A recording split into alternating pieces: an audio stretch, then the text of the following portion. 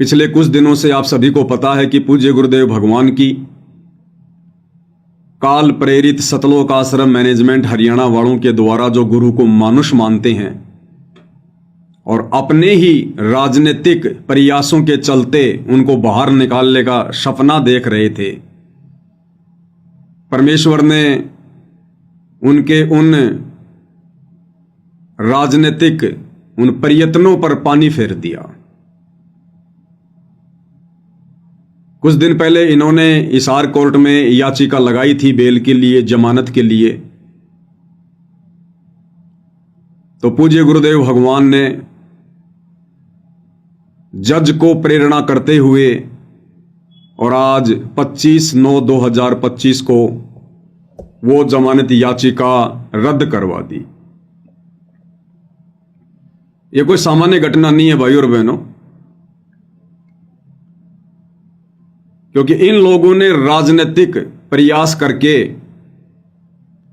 क्योंकि पिछले 2-3 वर्षों से गुरुदेव भगवान का जो कलयुगी परिवार है, उनके दोनों बेटे हैं, वो किस कदर हरियाणा में बीजेपी सरकार के मुरीद बने हुए हैं। संगत की मर्यादा तोड़वाने से भी पीछे नहीं हट रहे।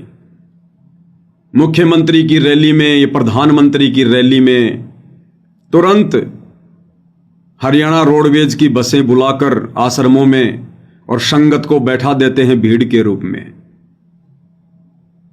तो इन लोगों के राजनीतिक प्रयासों के चलते भी पूज्य गुरुदेव भगवान ने जमानत याचिका स्वीकार नहीं की। अन्यथा विचार करो भाई और बहनों, हाई कोर्ट ने लगातार 2 मुकदमों में सजा को भी सस्पेंड करते हुए और निचली कोर्ट पर छोड़ दिया कि निचली कोर्ट चाहे तो संत रामपाल जी को जमानत दे सकती है, बेल दे सकती है। और अगर हाई कोर्ट ने आसानी से जमानत दे दी है, अपनी तरफ से हरी झंडी दिखा दी है, सजा को भी सस्पेंड कर दिया है समय से पहले, तो सोचो भाई और बहनों, फिर निचली जो अदालत है, डिस्ट्रिक्ट जो कोर्ट है, वो तो बड़ी आसानी से जमानत दे दे, बड़ी आसानी से। और आज हिसार की अदालत ने परम पूज्य परमेश्वर सतगुरु रामपाल जी की जमानत को स्वीकार करना था, लेकिन भाई और बहनों, अभी वो ठीक का समय नहीं आया है पूज्य गुरुदेव भगवान के बाहर आने का। इसलिए गुरुदेव ने स्वयं जज में प्रेरणा करते हुए और जमानत याचिका खारिज करवा दी। भाई और बहनों, इन आश्रम वालों ने तो सारे प्रयत्न किए। ये आश्रम वाले तो चाह रहे थे कि गुरुजी आ जाएं, गुरुजी आ जाएं। इतने दिनों से संगत को भ्रमित कर रखा है, हम तैयारियों में लगे हुए हैं। कभी धनाना आश्रम में ट्रैक्टर से हल जोतते हुए दिखाते हैं कि गुरुजी आ रहे हैं, तैयारियां चल रही हैं। कभी गुरुजी के विश्राम के लिए धनाना आश्रम में एक 2 मंजिला इमारत बन रही है, उसको दिखाते हैं बार बार कि गुरुजी आ रहे हैं, गुरुजी आ रहे हैं। तो पूरा का पूरा सतलोक आश्रम मैनेजमेंट हरियाणा, गुरुदेव का परिवार, उनके भाई बंधु रिश्तेदार, सबके सब चाह रहे हैं कि गुरुजी आ जाएं, गुरुजी आ जाएं। और इन सतलोक आश्रमों से जुड़ी लाखों की संगत वो भी चाह रही है कि गुरुजी आ जाएं, गुरुजी आ जाएं, गुरुजी आ जाएं। उसके बावजूद भी गुरुदेव भगवान ने उन लोगों की नहीं सुनी। क्यों नहीं सुनी भाई? अरे इतना तो आप आश्रम वालों को विश्वास होगा कि सतगुरु रामपाल जी भी कोई छोटी मोटी शक्ति हैं, छोटी मोटी पावर हैं। हालांकि आप लोग उनको परमात्मा तो नहीं मानते, भगवान तो नहीं मानते, खाली जुबान से भगवान भगवान के जयकारे लगाते हो, हृदय में जगह नहीं है। आप तो भगवान मानते हैं उस डाढ़ी मूंछ वाली कबीर जी की समझे जाने वाली मुर्दा फोटो को। तो आप लोग तो चाह रहे थे सारे के सारे कि हमारे गुरुजी जमानत पर आ जाएं, जमानत पर आ जाएंगे, और आप लोगों को पूरी उम्मीद थी कि गुरुजी जमानत पर आएंगे। तो तुम्हारे कबीर भगवान ने भी, डाढ़ी मूंछ वाले ने भी तुम्हारी अर्जी स्वीकार क्यों नहीं करी? अरे क्या दोष है तुम्हारे दिल में, क्या दोष है तुम्हारे मन में? अरे तुम दुनिया में ढिंढोरा पीटते हो कि कबीर भगवान समर्थ है, कबीर भगवान समर्थ है। कबीर भगवान जो चाहे सो कर दे, 14 कोटि दूत यम डर ही, ऊत भूत जम त्रास निवारे, चित्रगुप्त के कागज फारे। तो कबीर भगवान अभी तक तुम आश्रम वालों से नाराज क्यों है? अपने अंश को, अपने हंस को, अपने अवतार को तुम लोगों के अनुसार हिसार जेल से बाहर क्यों नहीं निकाल पा रहा कबीर? अरे क्या कमी रह गई आश्रम वालों तुम्हारे अंदर? तुम्हारी भक्ति में, तुम्हारी श्रद्धा में, तुम्हारी मर्यादाओं में, तुम्हारे समर्पण में क्या कमी रह गई? विचार करो बैठकर, 2 मिनट चिंतन मनन करो संसार से हटके। क्यों नहीं सुनी भगवान ने तुम्हारी? ना तुम्हारे गुरु ने सुनी, ना तुम्हारे भगवान ने सुनी तुम्हारी, जबकि तुम्हारा गुरु समर्थ, तुम्हारा भगवान समर्थ। और जज इतना बड़ा हो गया कि तुम्हारे भगवान के रहते सहते, तुम्हारे गुरु के रहते सहते, और जज ने जमानत कैंसिल कर दी। क्या कमी है तुम्हारे अंदर? वो तो आ सकते हैं ना। अरे सतगुरु जो चावे सो करही, भरम पड़ो मत कोई, सेव धड़ पर शीश चढ़ाया पाछे करी रसोई। ये सतगुरु तो वो समर्थ है जो धर्मराय के दरबार में भी आप और हमारा मुकदमा लड़ेगा। भाई कर ले गुरु वकील, मुकदमा भारी है। तो ये तो हो नहीं सकता कि सतगुरु मजबूर होगा, सतगुरु लाचार होगा और जज सतगुरु पर भारी होगा। ये तो हो नहीं सकता। इसका मतलब सतगुरु जानबूझकर नहीं आना चाह रहे। अब क्यों नहीं आना चाह रहे भाई सतगुरु? इसका मतलब संगत में कमी है, संगत के विश्वास में कमी है, संगत की भक्ति में कमी है, संगत की मर्यादाओं में कमी है, जो अभी तक अपने गुरुदेव भगवान को प्रसन्न करने योग्य नहीं बनी है। आप आश्रम वालों से गुरुदेव भगवान प्रसन्न नहीं है, क्योंकि बाहर निकालने का प्रयास तो तुम लोग करवा रहे हो ना, जमानत तो तुम लोग लगवा रहे हो ना। तो भगवान तो आने को तैयार है, अपने बच्चों को गले से लगाने को तैयार है, फिर क्यों नहीं आ रहे? क्योंकि अभी तुम आश्रम वाले भगत नहीं बने। अभी तुम व्यभिचारणी भक्ति कर रहे हो, वैश्या भक्ति कर रहे हो। अभी तुम पतिव्रता पद पर नहीं आए। अभी तुम्हारे हृदय में गुरु परमात्मा के रूप में नहीं समाया। अभी तुम्हारा आचरण दोगला है। तुम्हारे विचार जगत वालों से भी गए गुजरे हैं। इसलिए सतगुरु अभी बाहर नहीं आना चाह रहे कि क्या करूंगा बाहर जाकर। अगर मैं बाहर चला भी गया तो संगत का क्या सुधर गया? जैसी मैं संगत को 2014 बरवाला कांड के समय छोड़ के गया था, उससे भी ज्यादा गई गुजरी हो चुकी है। जैसा मनमाना आचरण मेरे परिवार वाले ये कोऑर्डिनेटर बरवाला कांड के समय कर रहे थे, उससे भी कई गुना ज्यादा मनमाना आचरण बरवाला कांड के बाद इन लोगों ने शुरू कर दिया। तो सतगुरु फिर क्या करेगा बाहर आकर? मूर्खों के बीच में आने से अच्छा है हिसार की जेल की 4 दीवारी में बैठकर कम से कम कैदियों को ज्ञान समझाया जाए। सतगुरु को भी इस बात का डर है, इस बात का भय है कि 2014 में तो इन्होंने बरवाला कांड करवा दिया, क्योंकि एक ही आश्रम था बरवाला, इसलिए बरवाला कांड हुआ। आश्रम वालों की मनमानी हरकतों के चलते, काल प्रेरणा के चलते।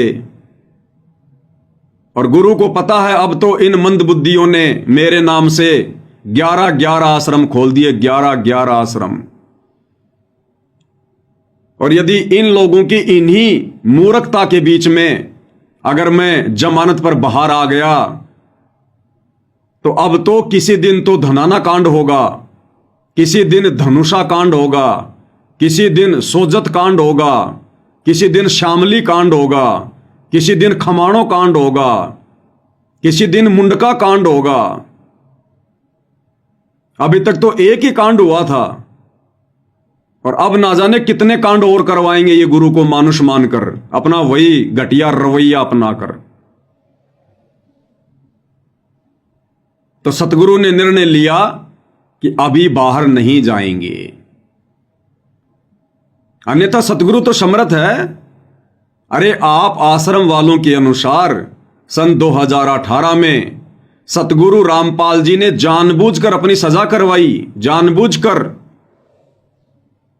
ये बात मैं इसलिए कह रहा हूं क्योंकि बहुत सारे नादान, साथ संगतियों से ईर्ष्या करने वाले, नफरत करने वाले यही रोजना रोएंगे कि देखो ये पवन दास कैसी मूर्खता भरी बातें करता है।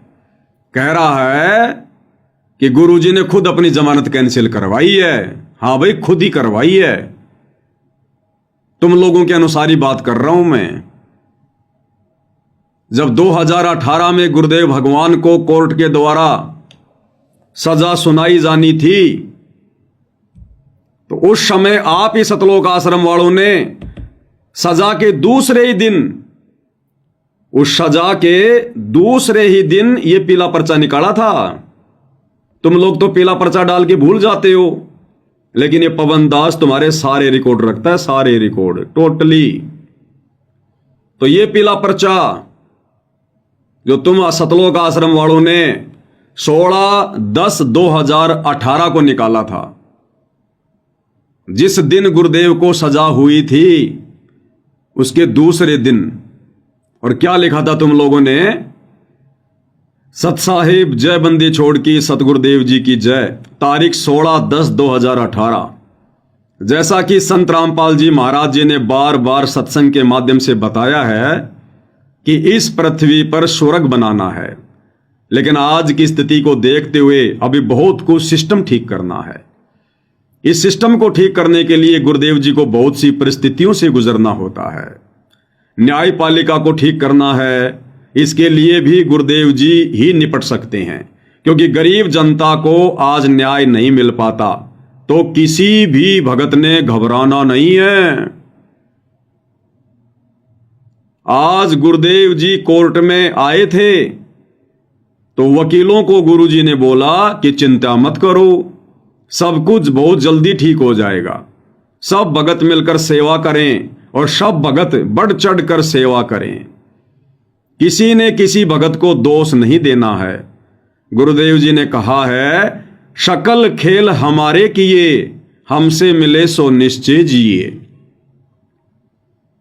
मनोज भगत है जो कि गुरुदेव जी के पास जेल में सेवा करता है। 8 अक्टूबर को गुरुदेव जी ने जेल में भगत मनोज को कहा कि 11 अक्टूबर को केसों का फैसला आने वाला है, लेकिन मेरा यानी गुरुजी का काम अभी पूरा नहीं हुआ, तो अगर फैसले में सजा हो जाए तो मुझे मेरा काम करने का पूरा समय मिल जाएगा। फिर जब 11 अक्टूबर को संत रामपाल जी दोषी करार होकर वापस जेल में आए तो फिर मनोज भगत को जेल में कहा कि अब मैं खुश हूं कि मुझे सजा हो गई। परमात्मा कबीर ने अब मुझे फिर समय दे दिया मेरा काम पूरा करने का। ये सब बातें मनोज भगत ने जेल में अपने परिवार वालों को मिलाई पर बताई। तो ठीक इसी प्रकार आप लोग जो लिख रहे हो इस पीले पर्चे में कि गुरुदेव भगवान ने कहा कि बहुत अच्छा हुआ, मैं बहुत खुश हूं, परमात्मा ने मुझे समय दे दिया, मेरी सजा करवा दी, क्योंकि अभी मेरा काम पूरा नहीं हुआ, अभी तो मुझे न्यायपालिका को ठीक करना है। तो ठीक इसी प्रकार भाइयों और बहनों, आज 25/9/2025 को सतगुरु रामपाल जी ने खुद जानबूझकर जज में प्रेरणा करके अपनी जमानत कैंसिल करवाई है, क्योंकि अभी सतगुरु रामपाल जी का कार्य पूरा नहीं हुआ है। अभी बाहर संगत ने मूर्खता नहीं छोड़ी है। दुनिया वालों को तो मुक्ति की चिंता नहीं है, आश्रम से जुड़े भगत समाज को भक्ति की चिंता नहीं है, तो अभी सतगुरु का काम पूरा नहीं हुआ। सतगुरु हम जानवरों को इंसान बनता हुआ देखना चाहते थे कि मेरे रहते सहते तो ये भगत नहीं बने, इंसान नहीं बने, कम से कम मेरे जेल जाने के बाद ही थोड़ा बहुत सबक लेंगे, शिक्षा लेंगे, इनको अपनी गलतियों का पछतावा होगा, नाक रगड़ रगड़ के माफी मांगेंगे, आगे गलतियां करने से बचेंगे। लेकिन सब कुछ उसके विपरीत, पहले से बढ़ चढ़ के गलतियां, बढ़ चढ़ के राजनीतियां, बढ़ चढ़ के मनमाना आचरण, बढ़ चढ़ के पाखंड। अब खाओ तुम लड्डू जलेबी आराम से इन आश्रमों में, सतगुरुदेव भगवान नहीं आने वाले। सतगुरुदेव भगवान तो उस विधि से आएंगे जिस विधि से उन्होंने साध संगति के माध्यम से वीडियो बनवा दिए हैं। अभी तो बहुत कुछ होना बाकी है। अभी तो संगत की छटनी चल रही है, फिर संगत की चटनी होगी। विनाशकारी समय नजदीक आ रहा है। देश दुनिया में हाहाकार मचेगी। पूरी दुनिया प्राकृतिक आपदाओं से घिरेगी। तरह तरह की बीमारियां आएंगी। दुनिया को नानी याद आएगी। ये नेता मंत्री ये देश छोड़ छोड़ के भाग खड़े होंगे। पूरे देश में मिलिट्री शासन लागू होगा। और जब ये बड़े बड़े लोग अपनी जान बचाने के लिए सतगुरुदेव भगवान के पास हिसार जेल में जाएंगे, नाक रगड़ेंगे, मिन्नतें करेंगे, उस समय ये परमात्मा फिर बिना किसी चमत्कार के, बिना किसी जमानत के, बिना किसी जजमेंट के हिसार जेल से बाहर आएंगे। आप लोग साथ संगति की वीडियो नहीं देखते क्या? तुम लोगों ने सोचा कि हाई कोर्ट से गुरुजी को हरी झंडी मिल गई, अब हिसार कोर्ट कौन सी बड़ी चीज है, जमानत हो ही जाएगी।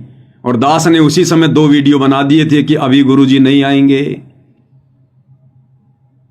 तुम्हारे वकीलों को भी उम्मीद नहीं थी कि यह जमानत कैंसिल हो जाएगी, लेकिन दास ने पहले ही वीडियो बना दिए थे कि तुम कितना प्रयास कर लो, तुम्हारे राजनीतिक हथखंडों के माध्यम से यह परमात्मा हिसार जेल से बाहर आकर अपनी हंसी नहीं करवाएगा, अपनी बेइज्जती नहीं करवाएगा, अपने आप को मानो साबित नहीं करवाएगा। ये फाइनल गेम है, फाइनल गेम। ये अपने हिसाब से आएगा। और गुरुदेव भगवान को भली भांति पता है कि सन 1994 से मैंने जो ये बाग लगाया है, भक्ति रूपी बाग, और 2014 के बाद मैंने जो साध संगतियां शुरू की हैं, अपना यथार्थ 13वां कबीर पंथ शुरू किया है, केवल वही आत्माएं मुझे परमात्मा मानती हैं, परमेश्वर मानती हैं। और पिछले 4 युगों से मैं जिस प्रकार के भक्ति भाव अपने भक्तों से चाहता था कि भगत ज्ञान को आधार बनाएं, गुरु को परमात्मा माने, मानुष मानने की गलती ना करें, संसार से मुंह मोड़ लें, मर्यादाओं के लिए संसार से अड़ जाएं, लड़ जाएं प्यार प्रेम से, और एकमात्र टारगेट मोक्ष का बना लें। केवल साध संगतियों में ही वो आत्माएं हैं। और घर घर में परमेश्वर ने वो प्रोसीजर शुरू करवा रखी है, गुरु को परमेश्वर मनवाकर गुरुदेव भगवान की आरती उतारना, गुरुदेव को चवर करना, गुरुदेव को भोग लगाना, एकमात्र उन्हीं का जयकारा लगाना, एकमात्र उन्हीं को दंडवत करना, एकमात्र उन्हीं की फोटो रखना, हर प्रकार से मर्यादाओं में रहना, ज्ञान को आधार बनाना, घर को आश्रम बनाना। तो जो ये बाग 2014 के बाद गुरुदेव भगवान ने लगवाया है, तो क्या गुरुदेव भगवान को इस बात का नहीं पता कि अगर मैं इस समय जमानत पर बाहर आ जाता हूं तो मेरी जमानत कौन करवा रहे हैं? ये आश्रम वाले करवा रहे हैं। और आश्रम वाले मुझे क्या मानते हैं? अपने जैसा जीव, मानुष, मां के गर्भ से जन्म लिया हुआ प्राणी। ना इनकी कोई मर्यादा ठीक है, ना इनके भक्ति भाव ठीक हैं, ना इनके दिल में कोई तड़प है, ना कोई कशक है। ये तो खा रहे हैं लड्डू जलेबी बर्फी पिछले कई वर्षों से। गुरु जेल में दाल रोटी खाए तो खाए, ये तो खाएंगे लड्डू जलेबी बर्फी, आश्रमों में घूमेंगे फिरेंगे, मनोरंजन करेंगे, कबीर का झोपड़ा देखेंगे, सेल्फियां लेंगे, जुलाहों का कुआं देखेंगे, नकली मिट्टी की गाय बैल बांधेंगे, लहर तरा तालाब बनाएंगे, राजनेताओं से सांठगांठ करेंगे, जगत वालों से यारी दोस्ती रिश्तेदारी निभाएंगे, झूठा भाईचारा निभाएंगे, कदम कदम पे मर्यादा तोड़ेंगे। तो गुरुदेव को इस बात का नहीं पता कि अगर मैं जेल से बाहर आ गया तो जाऊंगा कहां? यही लोग लेके जाएंगे मुझे, और वहां लेके जाएंगे जिन आश्रमों को इन्होंने राजनीति का अड्डा बना रखा है। और यदि मैं वहां चला गया तो जो बाग मैंने सात संगतियों के माध्यम से लगाया है, मैंने अपनी विशेष आत्माओं को छांटा है सतलोक के लिए, जिनकी ट्रेनिंग चल रही है सात संगति में, वो आत्माएं भी विचलित हो जाएंगी, डगमग हो जाएंगी, और मेरे 40 लाख वर्षों की मेहनत पानी में मिल जाएगी। सतयुग से लेकर वर्तमान समय की मेहनत है। इसलिए गुरुदेव भगवान ने जमानत कैंसिल करवाई है, जमानत कैंसिल। तो परमेश्वर ने जो भगत तैयार किए हैं ना सतलोक के लिए, साध संगति से जोड़कर, परमात्मा उन आत्माओं को टूटता हुआ नहीं देखना चाहते। और अंतर्यामी परमात्मा को भली भांति पता है कि अगर मैं इनके आश्रमों में चला भी गया तो वो मेरी प्यारी आत्माएं इन आश्रमों में नहीं आएंगी। वो उसी प्रकार से ज्ञान को आधार बनाकर गुरु को शब्द रूप में विराजमान करके अपने घर पर भक्ति करेंगी। इन आश्रमों की तरफ वो झांक कर भी नहीं देखेंगे, झांक कर भी।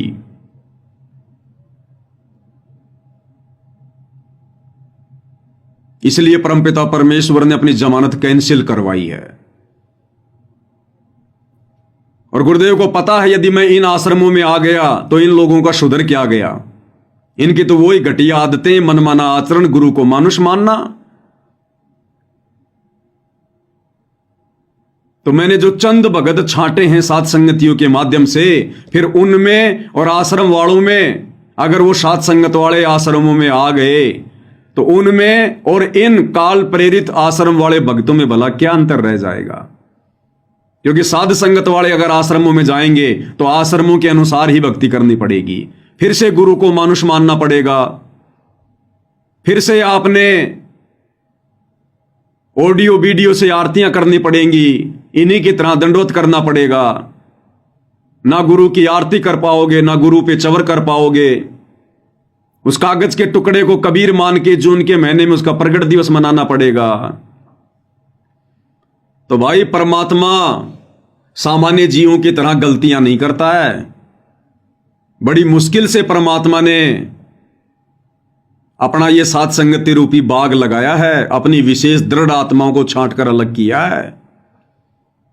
भगवान ऐसी गलती करेगा क्या? कभी नहीं करेगा, कभी भी नहीं करेगा। तो ये परमात्मा उस समय तक नहीं आएगा जिस समय तक, नोट कर लो अगर पेन है जेब में और डायरी है आश्रम वालों, तो ये वचन नोट कर लो जो परमात्मा बुलवा रहे हैं। सतगुरु रामपाल जी भगवान उस समय तक हिसार जेल से बाहर नहीं आएंगे जिस समय तक इन आश्रमों से जुड़ी हुई ये नादान संगत, मूर्ख संगत, भेड़ चाल में चलने की आदी हो चुकी संगत, सतगुरुदेव के ज्ञान को आधार बनाकर साध संगति से जुड़े भाई बहनों की तरह, जब तक ये संगत हृदय से गुरु को परमात्मा मानने नहीं लग जाएगी, सारी फोटोएं हटाकर एकमात्र अपने घर पर, अपने दरबार पर, अपने लॉकेट में अपने पूज्य गुरुदेव भगवान की नहीं लगा लेगी। घर घर में सतगुरु रामपाल जी परमेश्वर जी को जब तक ये शतलोक आश्रमों से जुड़ी नादान संगत गीता जी अध्याय 3 श्लोक 13 के अनुसार भोग लगाना शुरू नहीं कर देगी, और घर घर में सत्सेवक भाई बहनों की तरह ये 5 दीपक वाली थाली लेकर परमेश्वर के विधान अनुसार पाती पंच पोप कर पूजा, और देव निरंजन और न दूजा। जब तक घर घर में गुरुदेव भगवान की आरती उतरना शुरू नहीं हो जाएगी, जब तक घर घर में गुरु को परमेश्वर मानकर तीनों समय की आरती के समय या दोनों समय की आरती के समय भोग लगाते समय ये चौवर राम होना शुरू नहीं हो जाएगा, गुरुदेव को परमेश्वर मानकर।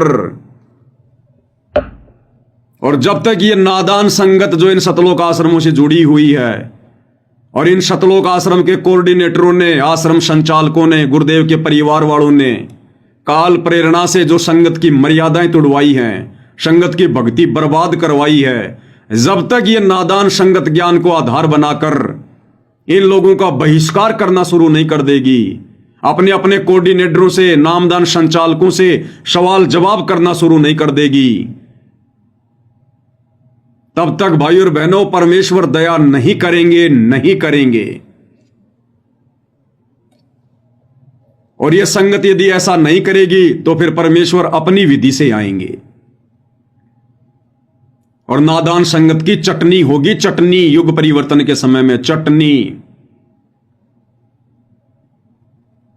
परमात्मा चाहने वाली आत्माओं को तुम लोगों ने गुरु को मानुष मानकर उल्टी सीधी शिकायतें करके गुरुद्रोही साबित करवा दिया, गुरुद्रोही घोषित करवा दिया।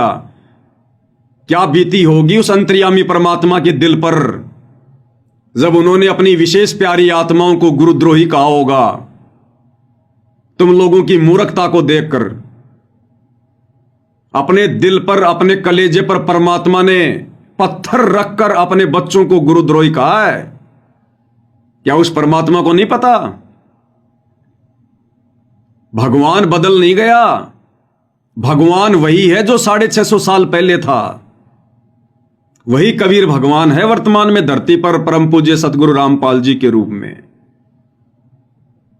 और क्या बताया गुरुदेव भगवान ने जब ये 650 साल पहले आए थे उस स्वरूप के विषय में, कि लोगों ने उनके साथ में कैसी कैसी बदतमीजियां की, ठंडा पानी तक नहीं पीने दिया, उसके बावजूद भी उन्होंने किसी को उफ तक नहीं कहा, किसी को शराप नहीं दिया। किसको शराप दें? सब उन्हीं के तो बच्चे हैं। तो आज क्या भगवान बदल गया जो अपने बच्चों को यह कहेगा कि तू गुरुद्रोही है, जबकि उनसे बढ़कर संगत में कोई गुरुमुखी नहीं? तो सोचो परमात्मा ने कैसे अपने कलेजे पर पत्थर रखकर ये शब्द कहे होंगे। क्या कह रहे हैं गुरुदेव भगवान? भगवान नहीं बदल गया, ना उनका विधान बदल गया, बदल गए भगत, बदल गई भगतों की सोच। क्या कह रहे हैं परमात्मा? परमात्मा आए थे कबीर जी, उनके साथ कितना अत्याचार किया था और किसी को उन्होंने एक शब्द भी अप नहीं बोला, किसी को श्राप नहीं दिया, क्योंकि उसको पता था मेरे बच्चे हैं, किसको मारूं और किसको श्राप दूं। तो पुण्यात्मा यहां आप देख लो पिछले इतिहास, किसी भी संत को जरा सा कुछ कह दे, श्राप दे दे, तेरा नाश होएगा और उसकी वीरान मैटी हो जाए, अपना भी नाश किया उसने भक्ति का और वो अगले को भी दुख दे दिया। तो वो परमात्मा थे। तो इसी प्रकार इसी आधार से आपने इस मार्ग को आगे बढ़ाना है, दास का सहयोग देना है। क्या कह रहे हैं गुरुदेव? किसको श्राप दे वो परमात्मा? वो अन्य नकली साधु संतों की तरह नहीं होता, दुर्वासा की तरह नहीं होता, विश्वामित्र की तरह नहीं होता, चुनक ऋषि की तरह नहीं होता, जो जरा सा उनको कोई कुछ कह दे और श्राप दे दें, सामने वाले का सत्यानाश कर दें। ये गुरुद्रोही शब्द क्या है पता है तुम्हें? ये दुनिया का सबसे बड़ा श्राप है, सबसे बड़ा श्राप। अरे गुरुद्रोही होने के बावजूद 650 साल पहले परमात्मा ने कमाल को भी कभी गुरुद्रोही नहीं कहा, उस समय कभी गुरुद्रोही नहीं कहा। आज गुरुदेव भगवान बता रहे हैं कि वो गुरुद्रोही हो गया था, उस समय कबीर भगवान ने उसे गुरुद्रोही नहीं कहा। और आज जो आत्माएं गुरु को परमात्मा मान रही हैं, अपनी पलकों पे रखती हैं, उनके लिए अपनी जान हथेली पर लेकर चलती हैं, उनके वचन को निभाने के लिए समाज से संघर्ष कर रही हैं, उन आत्माओं को परमात्मा गुरुद्रोही की संज्ञा देंगे? आश्रम वालों, तुम्हारी बुद्धि भ्रष्ट है, बुद्धि भ्रष्ट। तो जब तक ये संगत लाल और लालड़ी की पहचान करने योग्य नहीं हो जाएगी, स्वयं निर्णय करने के योग्य नहीं हो जाएगी, अभी तक तो तुम आश्रम वाले भगत को नहीं पहचान पाए। भगत को, भगवान को क्या तुम खाक पहचानोगे? ये पवनदास तुम्हारे सामने पिछले 10 वर्षों से चिल्ला रहा है, मकान के किसी कोने में बैठ के नहीं, सोशल मीडिया पर। इंटरनेशनल चैनल है फेसबुक, इंटरनेशनल, और 10-15 हजार वीडियो बनवा दिए परमात्मा ने। अरे मेरे इतने वीडियो देखकर, अच्छे से मेरी रहनी करनी को देखकर, मेरे विचारों को देखकर, मेरे बोल वचनों को सुनकर, और 10 साल से तुम एक भगत की पहचान नहीं कर पाए कि गुरुद्रोही क्या होता है, गुरुद्रोही के क्या लक्षण बताए गुरुदेव ने। जो सात संगत वाले भाई बहन गुरु की महिमा करते करते अपने मुंह का थूक सुखा लेते हैं, उनको तुम गुरुद्रोही कह रहे हो। और जो दिन रात राजनेताओं के चरणों में पड़े हुए हैं, गंदी राजनीति कर रहे हैं, वो गंदगी तुम लोगों को खिला रहे हैं, आन उपासना करवा रहे हैं तुम्हारे से, दर दर धक्के खिला रहे हैं तुम्हारे से, एक भी मर्यादा तुम्हारी सुरक्षित नहीं छोड़ी, दान धर्म तुम्हारा दुरुपयोग हो रहा है, उनको तुम गुरुमुखी कह रहे हो, परम भगत कह रहे हो। तो क्या करेंगे गुरुदेव भगवान जमानत करवा कर ऐसे मंद बुद्धियों के बीच में आकर, जिनको अभी तक केवल एक भगत की पहचान नहीं करनी आई, वो भगवान की क्या खाक पहचान करेंगे? तो परमेश्वर अब अपने हिसाब से आएगा, अपने हिसाब से।